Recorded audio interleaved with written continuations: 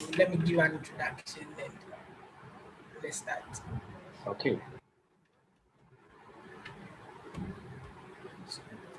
Hello, good afternoon, ladies and gentlemen. My name is Robert Ivy, and I'll be your host for today. Today we have a a very, se- se- a very, we have one big agilist in our midst today, and he goes by the name Joshua Owusu-Ansah. So, a management systems specialist and a maritime professional with over 12 years of experience in different industries, ranging from IT, oil and gas, and transport, respectively. He has practiced agile over for years. He has trained people in agile. He has trained people in agilist using agile, and it's a pleasure for him to be in our midst today. So, Mr. Joshua, please take the floor. Okay.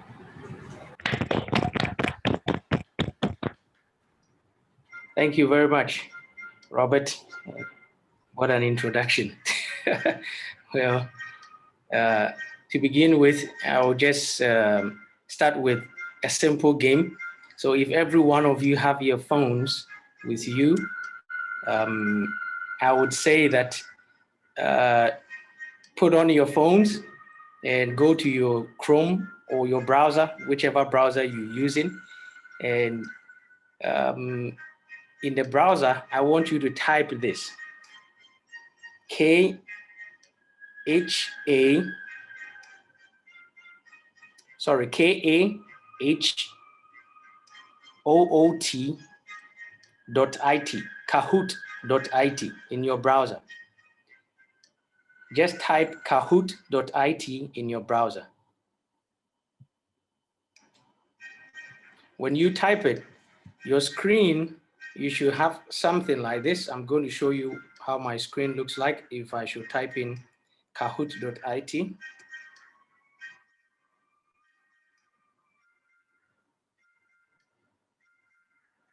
This will take us about 5 minutes to get this going.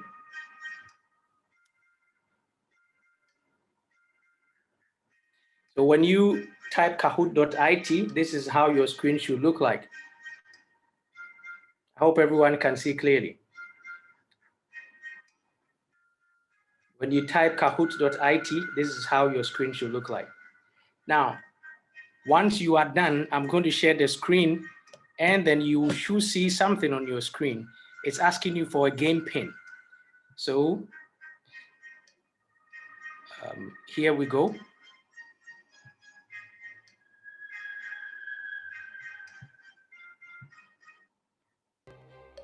Can you see my screen now? Yes, please, you can see your screen. Okay, so on the screen, you should see game pin is the number up there, beginning with 120-8397. 120-8397. So when you put in the game pin, it will ask you for a nickname. Just choose any nickname at all. Just choose any nickname at all. All right, very good. I can see people coming in. All right. Very good. As many as possible. We have 13 seconds. So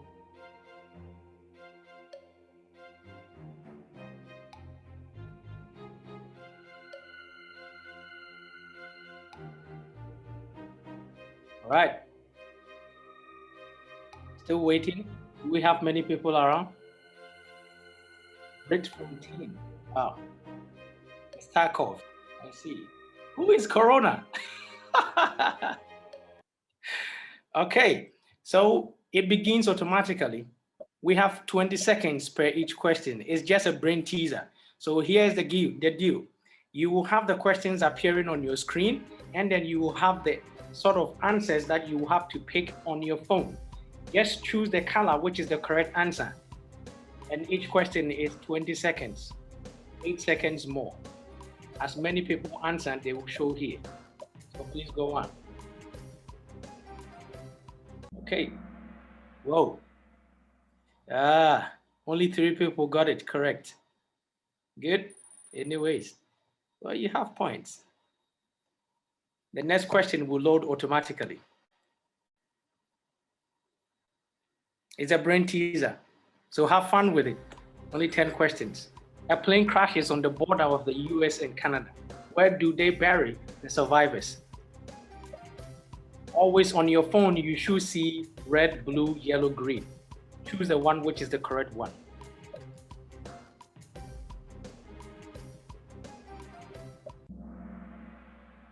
Okay. All right. We have 2 people not getting it right. Okay. Roloff is now shooting to be number 1. Very good. How far can a rabbit run into the woods? So if you joined us right now, you can easily just hop on. We're just spending some few minutes. You have this brain teaser going with us.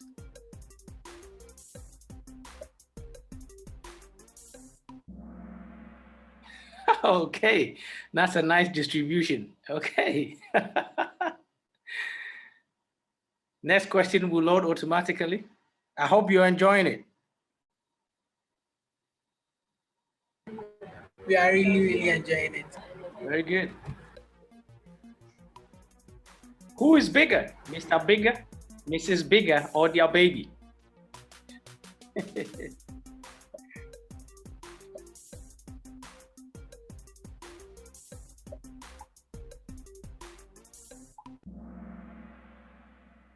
Oh, that was a good one. Okay. Next question.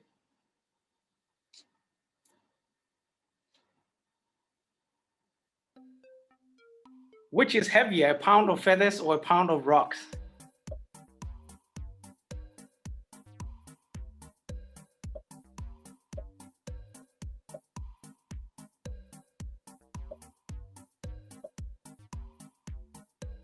One second. Okay.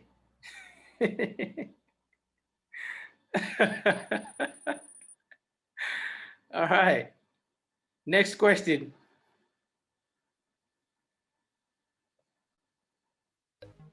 Which travels faster, hot or cold? Hot or cold? 10 seconds.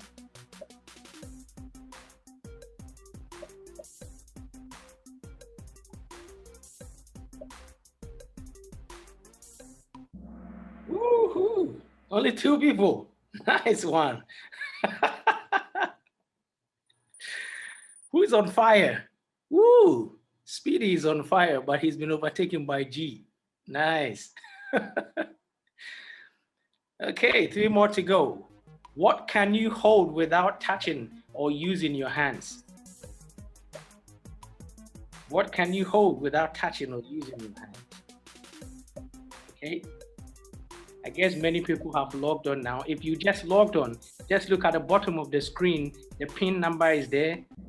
Type kahoot.it in your browser and then put in the PIN number and choose a name, a nickname, and you join it. Ooh, Speedy is back. Nice. Question 8. Give me food and I will live. Give me water and I will die. What am I?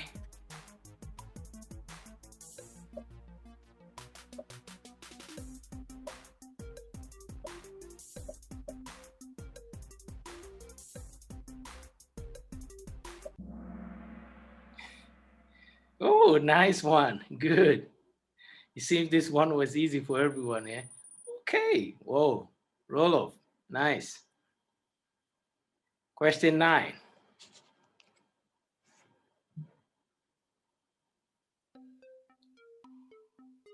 When you have me, you feel like sharing me, but if you do share me, you do not have me. Who am I?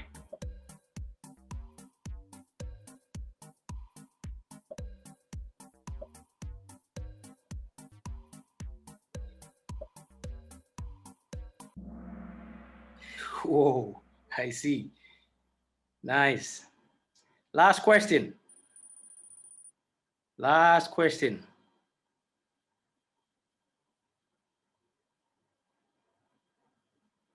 A farmer has 17 sheep and all but 9 die. How many are left? It's a brain teaser. Last question. 8 seconds. 7 seconds. 6, 5. Come on, guys. Okay. All right. So finally, let's see who won. Oh, roll off. Nice one. Congrats, guy. You did well. Very good. Okay.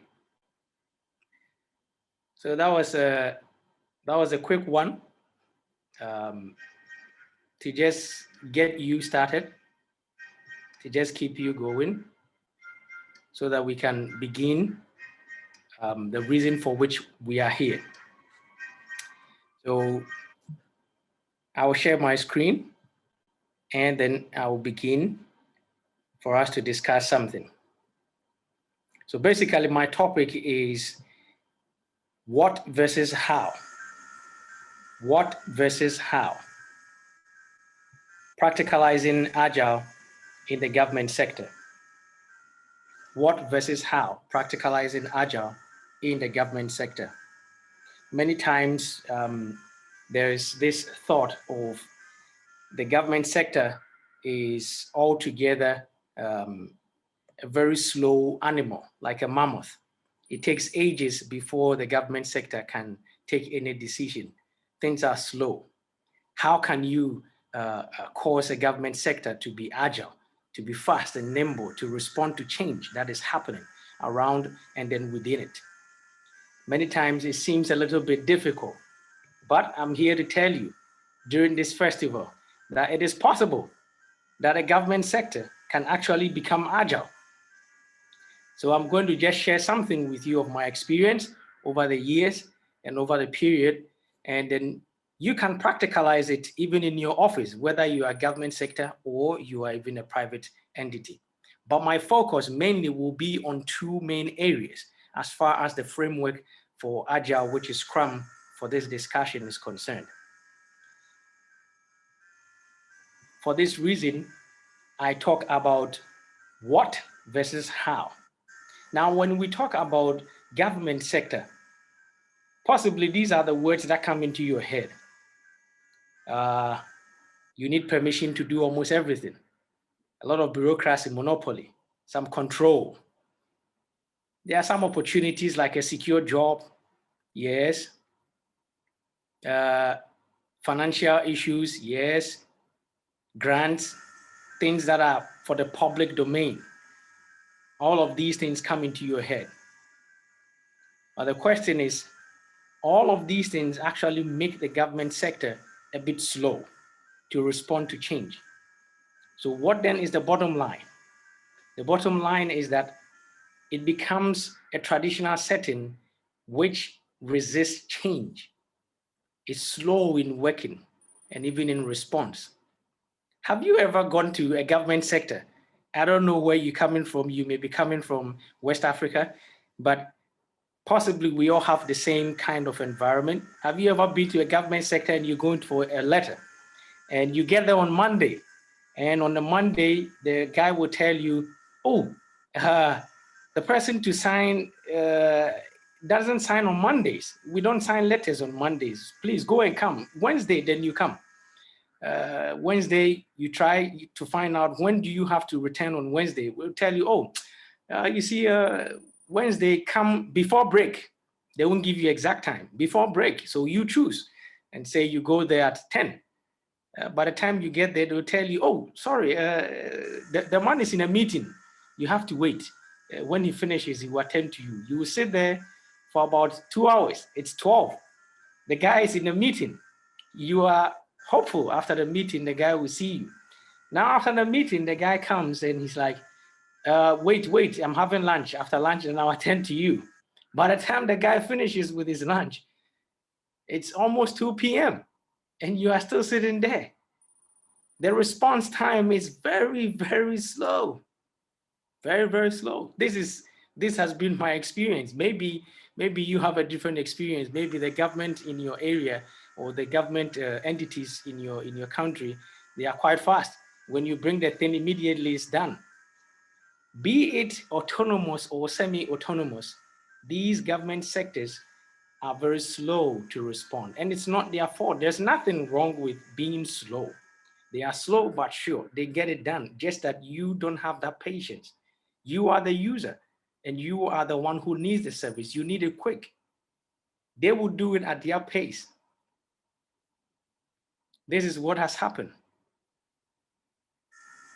If I'm wrong, correct me if I'm wrong, but I do believe many of us have this kind of environment wherever we're coming from. This is the government sector. This is the setting. But to be able to see what versus how, there's a need to create another setting. What I'm trying to do is help you see this another setting, how you create this another setting in the environment. So before I go on to the another setting, I would like us to have a short discussion about just these few things that we've discussed. What has been your experience with the government entities in your area? What has been your experience with the government entities in your area? Let's have some simple, maybe 3 minutes to 4 minutes kind of discussion concerning these two things.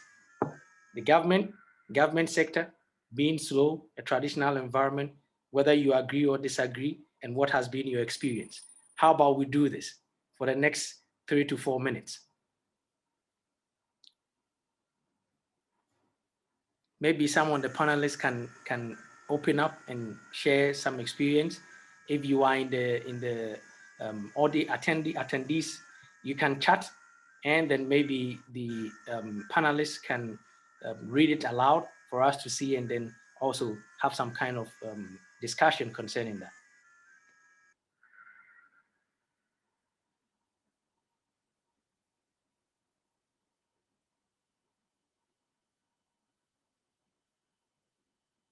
So please, I'm waiting. If at the end of the time box, I don't see no sense of urgency, someone says no sense of urgency. Very true.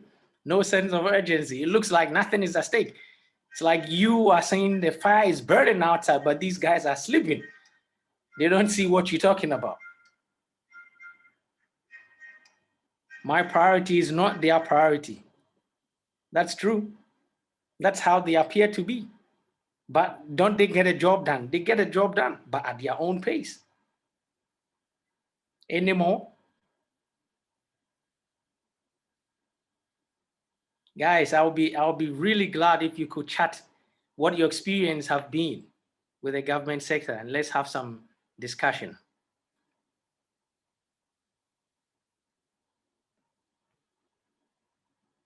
Sorry, this is not a classroom kind of a thing. This is learning together. Slow, very true. Slow, very, very slow. You send a document to be worked on. It's supposed to be just signed simply, but it would take weeks. Yeah, very true. Some sectors are reasonably moderate. That's very true. No respect. They don't care who you are. That's true. It has ever happened to me before. They don't care who you are. You just be there, and then they say, oh, sit here and wait. He's in a meeting. He will talk to you later. They need bribe to do their work. Well, that's actually a debatable one to a large extent. But I can say to some extent, some areas you may experience something like that, but they may not come up front to you. Ooh, Dennis, do you mean the ones who have adopted IT are a bit moderate? In India, the government sector is just terrible. Wow, they are just lazy. So it's not only here in Africa. Oh, okay, that's a nice one then.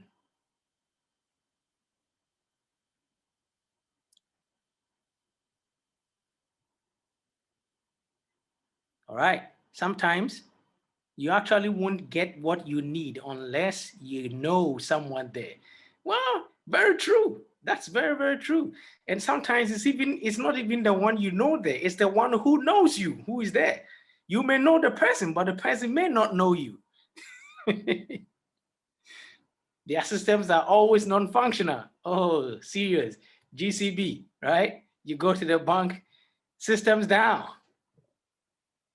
Yes, very true. And it's tiring. Very, very true. All right. So it looks like all of us really do have some kind of experience with government sectors. And I'm just sorry to tell you, I'm from a government sector, but I'm not so happy about how the government sector is. Hence, there's need for this kind of a change. But how does change come about? It's a gradual process. So this setting is the original setting. This setting is the original setting. But we want to have another kind of setting, another kind of setting. And this other kind of setting is the agile setting. So we want to change the game. How do we change the game? How do we make such an environment break the routine? This is my proposal. This is my thought. Someone may have a different view, but my thinking is what I have tried and what seems to be working for me is to introduce Agile and Scrum in such an environment. But how do you do that? Do you just get up and then say, okay, tomorrow we want to do Agile and Scrum? Sorry, you'll be shot dead. Why do I say this? I'm not saying they are wicked people. No, that's not what I'm saying. All I'm just saying is that the system itself is a muscle that you need to deal with. In order to introduce anything into a system that resists change, there's need for you yourself to really embrace the change internally. Then you can present something that you have tested over a period of a time. And they want results. So you need to show results. Then you can gain a buy-in. But that doesn't come cheap. A lot of sacrifices has to go on. So to create this new setting, this is the steps that I took, and this is what I did to be able to help bring in Agile and Scrum. Obviously, of course, there are a lot of frameworks which are around the Agile philosophy and Agile methodology. But the one of concern here is the Scrum framework, which is what my focus is. Why? Because it's lightweight, it's easy to understand, but difficult to master.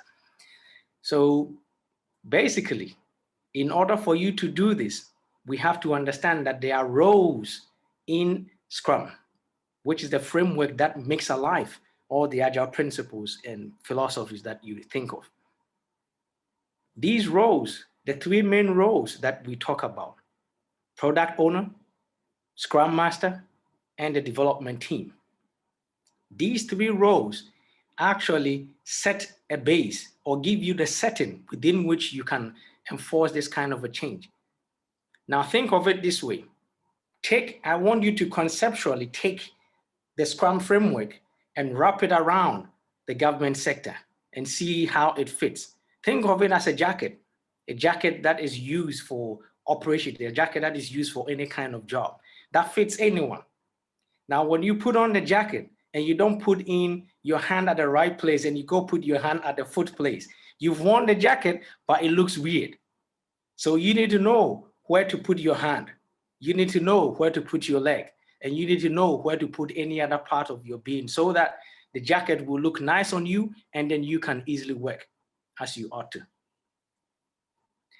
So when you take this framework, the first part, which I mentioned, which is the product owner answers the what. The product owner answers the what. Or you could say the product owner wields the cow powers to be able to answer what the organization is after. So when you think of product owner, you have all kinds of words coming into your head. Product, very prominent. He's the owner. Backlog, he grooms the backlog. He has the organization in view. Decisions, He takes decisions. In Nigeria, maybe they will say they were talking ado. He is the one who calls the shot for changes to happen. He manages. He manages. He orders the product backlog according to value.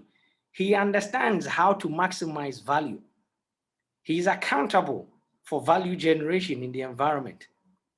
He knows what he wants. So the product owner is the one who answers what. Now, just by thinking of these few words that I've just thrown on your screen, who do you think fits into this role? And by the way, don't forget, it's not talking about any person here. It's talking about roles. Roles. That means anyone at all can fit into this jacket. Anyone at all can fit into this jacket. So think about it. Think about this. Who do you think in the government sector or even in your company, who do you think fits this role? Well, as you ponder over it, I will now switch on to the next phase. Now, the next two guys or the next two roles in the framework is the Scrum Master and the development team. You could say, put these two roles together, they answer the how part of this topic that we're discussing, or the how part of what the organization wants. So there's some guy who says, there's what I want, but I don't know how to get it. But there are some group of guys who also know how to get what you want. This is very simple. Think of it this way. So when you think of the Scrum Master, in this presentation, I'm actually focusing mainly on the Scrum Master. I'm not focusing on the development team, even though I may mention them. My focus is on the Scrum Master and the product owner. Because many times there's a kind of rift that goes on. Even though they are supposed to be in one team, you always have this kind of overlapping things that happen. But there's a need to draw a clear line between what and how. When that line is drawn, it makes it easier. It makes it easier for work to go on. So when you think of Scrum Master, these are some of the words that come into your head. Team building, helping the team, guide. He's a master at training, coaching. He's accountable to cause the removal of impediments, right? He understands everything Scrum. He's a repository of all the things that Scrum talks about. He facilitates, he creates self-management teams, or he helps the team to be self-managing. He goes between not only the teams, but also between the team itself, the Scrum team itself, and the entire organization. He's not only for the team, the development team, but he's also for the entire team. So his view is not only looking at the development team, but also looking at the product owner. Think of this guy. He's like an octopus. At one point, he's a coach. Another point, he's a facilitator. At another point, he's a trainer. At another point, he's a teacher. At another point, he's like a counselor. At another point, he's like your Jedi. This is what comes into your head when you think of the Scrum Master. Okay, now, having heard all of the theories and all the things that are maybe hanging in the skies, now you know who does what and who does the how, or who carries out the how, who carries out the what. When you take your daily routines in your office, like I did, what I've written here is what I went through, what I practiced. So the first thing is I contextualize everything. So in my daily routine, I have a superior. I would say I have a boss, and my boss is the one who heads the department. In your organization, think of it as the same thing. Your immediate boss may not be the head of department, but you have a superior who is the main boss of the department. So he's the HOD. In my environment, since it's quasi-government, it means it's semi-autonomous. At some point, it can do certain things on its own. At some point, it needs to depend on the government machinery. For that reason, you keep hearing stakeholders. The product owner always speaks the language of the stakeholders. He understands the stakeholders. He speaks for the stakeholders, what the stakeholders want. In my environment, my stakeholders became to me top management plus the government machinery. Top management plus the government machinery. Now I'm separated, I'm drawing the line. So if I take top management, and in my case, top management begins from a certain level of management, strategic management upwards to the government machinery. That is top management in my environment. In yours, it may be different. My HODs automatically became my PO. Then my development team immediately became my colleagues that I work with. Now I've worn the jacket, putting the hands in the right place. It's fixed, the legs are the right place. Now what next? Now I have to put on my jacket as a Scrum Master to learn how to coach each of these persons to fit into the role. So number one, my first task was to be able to help my HOD, coach my HOD. That looks very strange, right? In the government sector, you coaching your HOD. That is serious. How do you do that? Do you get a buy-in? Well, there are other things you need to do. Daily, you need to understand the existing culture. So one of the things that I learned in the government sector, and by the way, sorry, this is not the first time working in the government sector. I've worked in the government sector under the Ministry of Information before. One of the things you have to pick up is the culture in the place. I remember one of the biggest culture in the government sector is OT, overtime. Overtime. It looks like that's the lifeblood of what people really look forward to in the government sector. So the culture is, I want the overtime. How do I get the overtime? And so what do I do to get the overtime? One of the ways is they always try to hoard work to be done at some point in time and wait until the overtime comes, and then they do that job for the overtime. So even if the guy comes in the morning and he can get the job done in the morning, he won't. He will wait until the overtime, which is somewhere in the evening. Then he will try to work on that job. Does that mean they don't pay the guy? They pay the guy, but the culture is the overtime. It's juicy. That's the culture. There may be different cultures in different environments. Just observe that, learn, and get to know that culture. Now you have to know where the influence come from. In many government sectors, the influence, you have unions in government sectors. Not only that, you have certain people who have influence in the environment. They can cause change. Even though they may not necessarily occupy the top position, they can cause change. And you also have to understand that there's politics in the government sector. I stand to be corrected, but so far as you have the government machinery, you definitely have politics. Sorry, in certain environments, you have the top guy being a government machinery, a government extension. That means that if changes come, that person moves. So if he is the person here today, change of government, a new person comes. How do you still maintain the same view, the same thought when a government changes? You have to learn that. You have to learn. And this is a daily thing. I'm not talking about once in a while. This is a daily thing. A daily thing. One of the things that they may ask you when you want to learn the politics in the environment. Biggest question, who brought you? Who brought you here? If any one of you works in the government sector, you will bear witness. That is one of the biggest questions you ever get. Who brought you? Who brought you here? Who's your daddy? Who's your daddy? Now, having gotten this for your daily job, now you have to look at projects, things that come within a short period of a time and then it dies out, which typically will fit into this framework for you. Two things I'm talking about here. One is your daily work, and two is the projects that keep coming. For these projects, first, you have to identify your stakeholders in your organization. If you want to wear this to go the agile way, you need to know the organization stakeholders in every project. In my environment, my stakeholders keep changing. I tell you, for one project, I may have about 3 or 4 different stakeholders. And these 3 or 4 different stakeholders have connections within the government machinery. And so when they appear, they come with some kind of cow powers. They can cause change at any point in time they want.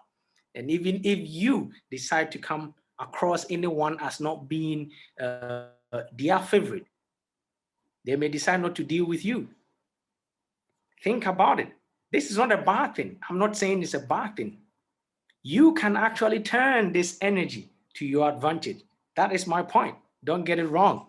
That's what I am trying to do, and that's what I've been trying to do for all these years.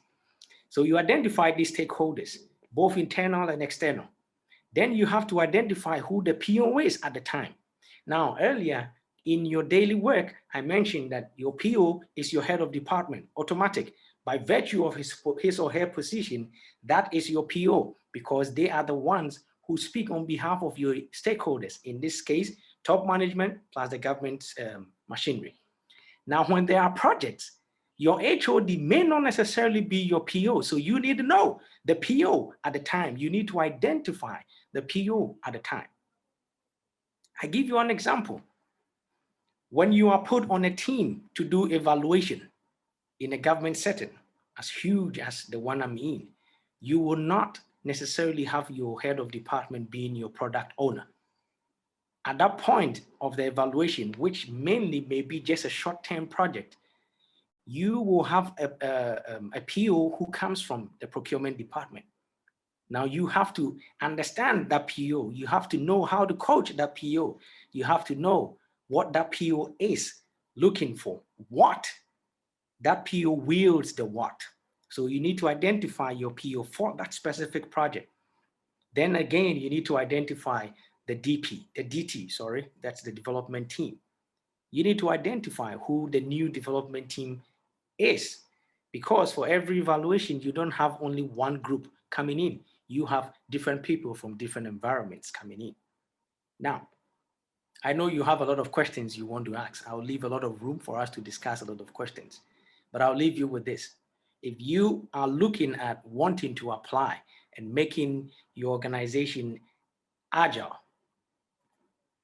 like mine organization, which is still learning, is slow, but surely it's getting there, gradually. You have to know where you are. Know where you are. And where you are is defined by your stakeholders, the teams that are around, the roles that are around, and how you can wrap the Scrum framework around these roles. And then you have to know value maximization. At each point in time, you need to learn how to speak value maximization language. It's not enough just to wrap this around, but you have to know how to evaluate things and present value to people. Don't just present words, present value to the people. All right. So with this, I come to the end of my presentation. A little vague, a little hanging in the skies. I know people have a lot of questions. We will spend this remaining time, have some questions, and then we can have our last discussions before I call it a day. Thank you very much.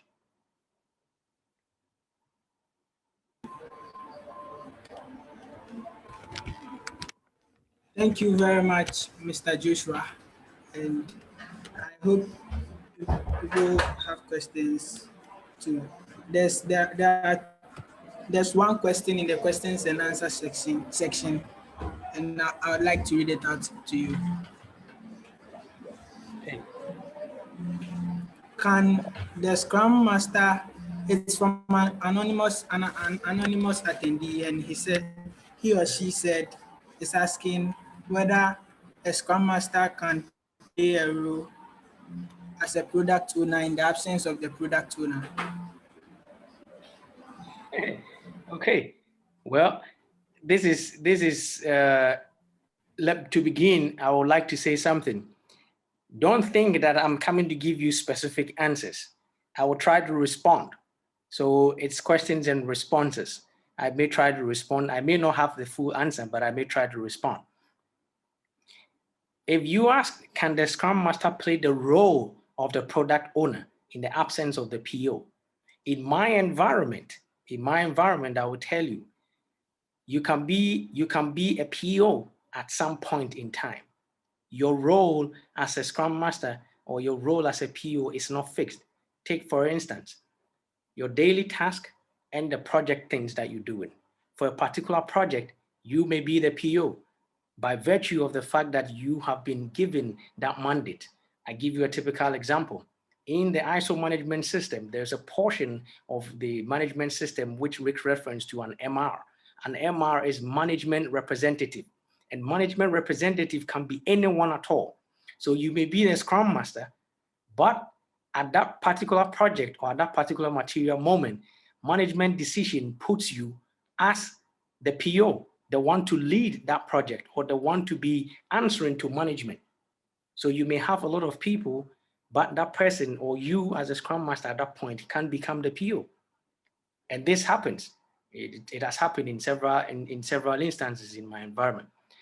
So I would say if it's in the absence of the PO, you could, that is if you are able to manage the product. But in reality, in my environment, that role is not fixed on one person. It's not fixed on one person. So the person playing that role can vary. As a Scrum Master, one time in that role, the next moment, you are the product owner.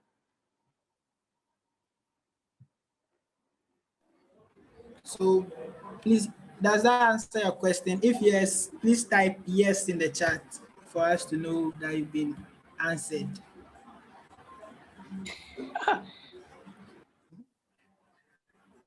And there's another question from Dennis Nganga, and he's asking how you handle cartels.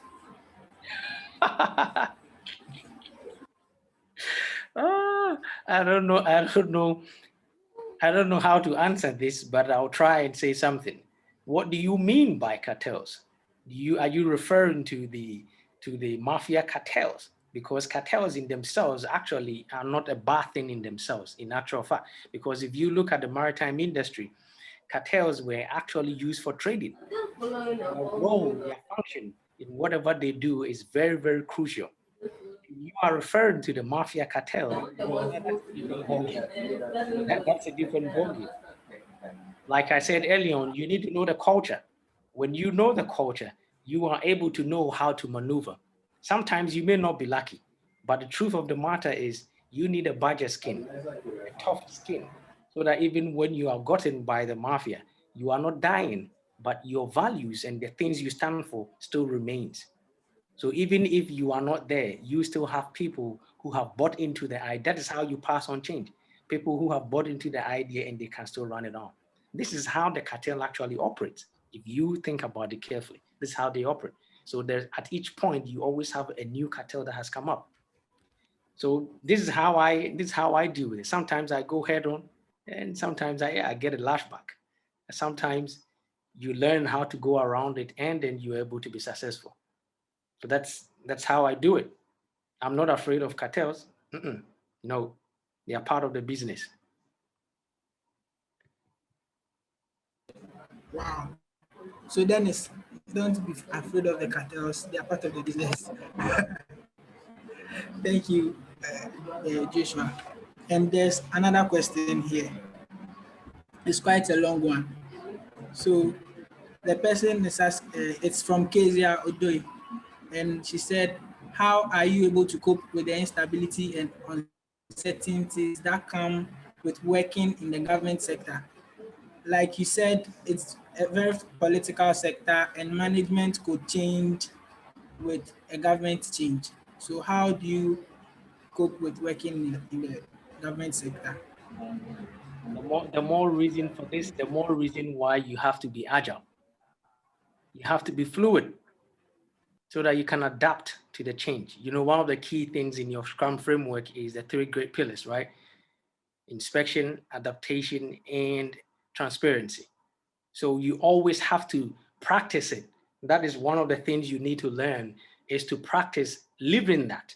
Not only have it as a method. If you have it as a method, you can remove it. Like the jacket I mentioned, you can remove the jacket when you are done working and you are still you and the jacket is still the jacket. But if you have it as a living, you're an agilist, you live like that. You are always adapting. You are always inspecting. You are always being transparent with the things you do. Then on top of it, the underlying base is empiricism. You learning based on evidence. So what you have seen before should be able to advise you on what to do. That is the only way out. And that is how I have been able to practice for all of this period.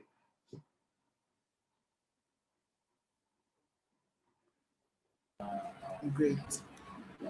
Kezia, please, does that answer your question? If yes, please type yes in the chat for us. So thank you very much, Joshua. I think there's one comment here someone made. He's called Sam, and he said he personally believes that agile should be actively practiced in the public sector, but the acceptance of change in the public sector is quite sluggish.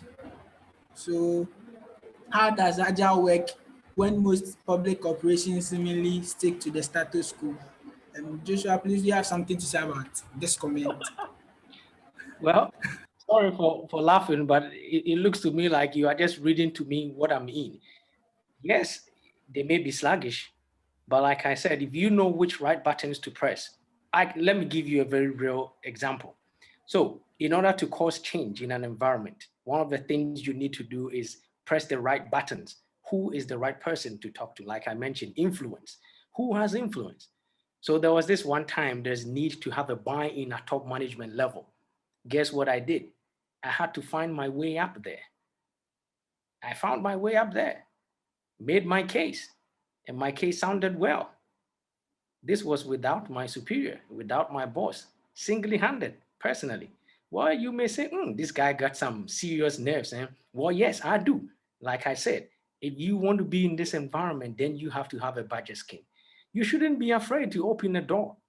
If you are afraid to open a door, you can't cause change. One of the key things a Scrum Master has to have as part of his characteristic is to be a disruptor. How can you disrupt if you do not have boldness? You should be able to disrupt. So I did it. I disrupted. I got contacts of people hitherto I wouldn't have gotten the contact. Then I did some connection. Akaditi is here. They can bear me witness. So yeah, they are sluggish, but you can have a way. You can definitely have a way if only you choose. Now, bit by bit, that sluggishness is changing. That sluggishness is changing. Why? Because value was presented. And that value keeps being maximized as time goes on. Hence, there's need for being agile. There's need for taking this way. Even though it's taking some period, it's taking time slowly, it is still picking up. So trust me, next 5 years, I promise you, you will see government sectors in the country really agile. You go to them and then you will marvel, your jaw will drop.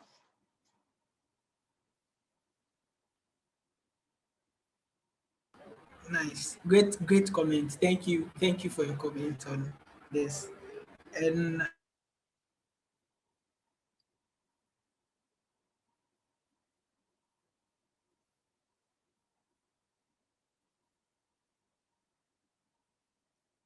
another question here, transparency in the government sector. Since agile is one key element in being agile is transparency. How do you enforce transparency in the government sector? Would you be shocked if I told you that the government sector is transparent? You will be shocked, right? But being transparent does not mean that you put everything on the fly or you Yes. put everything out there. That's not what it means. You can be transparent and make the necessary levels who are supposed to know what they are supposed to know them at the right time. So I give you an example. I have a superior, in fact, I would say a supremo, who actually lives in an agile way. It will shock you. He sits at the brink of the government machinery with the organization, yet he lives in a very agile way. And one of the ways he practiced transparency is to have top management have a Scrum meeting. They have a daily Scrum. It will shock you. Well, they have not yet actually called it a daily scrum, but they're practicing it. Yes, to have change, you need to enforce the usage of the new words so that the change can be enforced. So they are on their way there. And at that point, they are always given something specific to do, which they have to make bare to everyone on that board. Now, that's some level of transparency you wouldn't have hitherto in some time past. Now, when you come to the next level, where we have level cat 3 and cat 4, level of managers 2, you also have managers who are also being transparent. So yes, it exists there. But in order to make it more prevalent, there's need for that setting, which I mentioned, to make it more prevalent. Sometimes projects get done and people have no clue about. So what happens now is there's a kind of a cross-functional team built always when there's a project. So if this project is, I give you an example, there's supposed to be establishment of a new mega structure within the 2 ports, both Tema and Takrady. That team, preliminary team that has the oversight of the whole thing, comprises of different heads from different departments. That means that when my head is part of that meeting, once he comes out of that meeting, he has something in his backlog towards that project, which we have to also work on. So yes, you can enforce, you can ensure transparency exists, but it doesn't mean leave everything ajar and let people just come in. If you embrace the 2 systems, I mean management systems and the agile frameworks like Scrum, you realize that there's it's not a thin line, it's actually one entity, one environment. So I'd say every organization that picks up management systems is able to apply the principles of agile easily. In one of the management systems, it says that information should be readily available at all functional levels. Now that's transparency. I am not the one doing that. Now, one of the things I do, which I didn't mention in my presentation, is I use my cap I wear as an auditor, as a systems auditor, to be able to enforce, to drive home many of the agile principles, like the one I've just mentioned.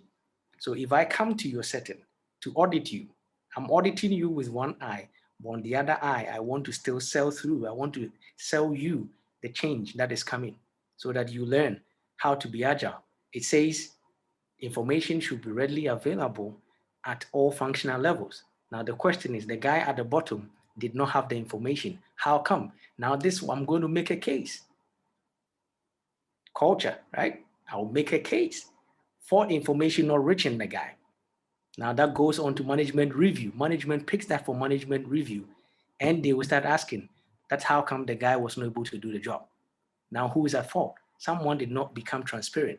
So by so doing, you use the management system to drive home the agile principles that you want to have in the environment. This is what I do. Someone may do it differently, but this is how I do it, because I have powers. I have cow powers as an auditor, right? So I make use of that culture. Thank you once again, Joshua. One of our attendees, Lucy, has something to say, and I would like to. Hello, Lucy. Hi. Oh, sorry. I think, thank you so much for even the presentation. I joined like halfway, but I was able to get a lot of the important parts of it. So I really want to just say thank you to the presenter. And also the questions. I think I was just curious. There was an important question that was asked about the cartels. I probably would want to hear more about that. Is this, from what I was probably getting from that, is people who are either disruptive in the team? Is that what that was meant? I think that was important for me to understand what that question meant.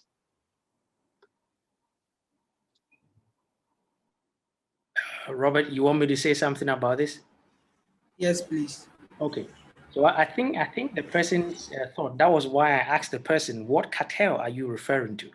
Are you referring to a mafia cartel? Now that's different. The reason why I say that is in the maritime sector, there exists cartel, and that's for trade. Anyone who knows history will tell you this is the reality. These people existed for trade, and hence even now as we're speaking, this quote unquote kind of cartel is what makes the maritime industry very volatile. An example, the credit crunch, right? The credit crunch happened as a result of something that happened between two entities. Those form cartels. After a period, they just gave them names. If I should give you an example of it, you'll be shocked. Now we have liner shippings, right? We have group of shipping, we have pools of ships. They come together and they want one aim. This one bring their vessel, that one bring their vessel, and anyone can pick from that vessel, from that pool of vessels, and use them for their business. That started as a cartel. But if you're referring to the mafia aspect of that, that can arise from any angle, because in the government sector, you will have a lot of empires, hidden here and there. Those of you who are in the government sector, you are fully aware of this. You have people who have been in the environment for so long. They are like the godfathers, they've been around for long. Then they have their small kind of team around them. Anything that does not go according to how they want things to go, they will just, undermine it. If that kind of cartel is what you're talking about, then this is what my answer was to the person. You need to understand the culture and know how to maneuver. In my case, sometimes I go head on. Sometimes I go head on for a particular reason, especially when I test the weights of the cartel and I realize I have a backing. I go head on. If I don't, I will exercise to have their buy-in. Now, how do I do that? Like the example I gave you. In order for me to have a buy-in, I will use something that actually is legal in the environment, and that is me being as an auditor. So when I come to you and I'm auditing you against the management system, because the entity takes that very seriously, they will take everything the auditor presents as a serious case, because it goes all the way to top management for top management to review. So for me to do that, I use that as a rail or as a wheel on which I ride the things that I want Agile to do in the environment. So I come, I audit you, and as I'm auditing you, I'm presenting you, of course, all the clauses that you are going against and all of that. Then I'm trying to help you also based on those clauses to bring you up. How do you learn to make people transparent? I had an example. One management manager was telling me, oh, these people, they gossip. I don't want this person to be working on this information, because before you realize it's out there. And I'm like, yeah, but the guy is the one who's supposed to work on the thing. If you want him to work on specific things, then you have to recreate, change the way you work. Give him what he needs to see and work on that. At that point, the person cannot say you never gave the information to them to work on. You did give the information, but you gave them what they were supposed to work on. I think this matter of transparency even also comes in. What should be given out, what should not be given out? So in dealing with quote unquote the cartel, it's a whole broad thing. I wouldn't say once it's a cartel, there's a problem. Well, in my environment, it seems to be the normal thing, because that is how they operate and that is how it works. But if it becomes something like a mafia, where then you are cutting people on their foot and causing problems for people, not making them happy in the office and all, that you have to understand the culture and learn how to go about it. You are not going, if you are strong like I am, maybe you can go head on some point. Maybe some people are stronger than I am. But some people here who may know me will tell you, I go head on certain things. It may not be pleasant, but if you think about it carefully, I've made my point. And in the long run, many of such things that happen, it ended up that they picked up the change, because what did I do? I learned the culture, went up and caused the change from top, and then it trickled down. So even if I said it on my level and you did not pick it, because of the culture, I was able to go up and then cause the thing to trickle down. Now you have to change. Now you have to pick it and do it. I hope that makes a little bit of sense. Lucy. That was a great elaboration. Thank you so much. Thank you, Lucy. Thank you, Joshua. It has been a very wonderful program, and we thank you very much for your Thank you. insight. Please, can you please send us your LinkedIn and your social media profile so we can connect with you after the program? Yeah, sure. Maybe hopefully just my LinkedIn, because on the other platforms I hardly go there, even though I have Okay. accounts there. So probably just my LinkedIn. There you Okay. can. Thank you very much. By the way, I have some small articles I've written there on LinkedIn, so you can spend some time to also glance through them. Thank you. Thank you very much. Thank you, ladies and gentlemen, for joining and making this program a wonderful one. We wish to see you on another program when the time is due. Thank you very much. Have a great evening. Thank you. All right. Bye.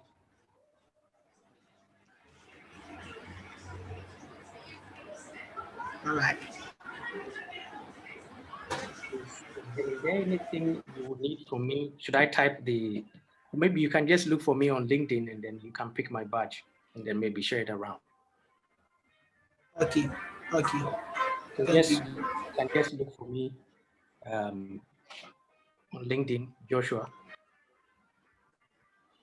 Okay. Thank you very much. Have a nice day. You too.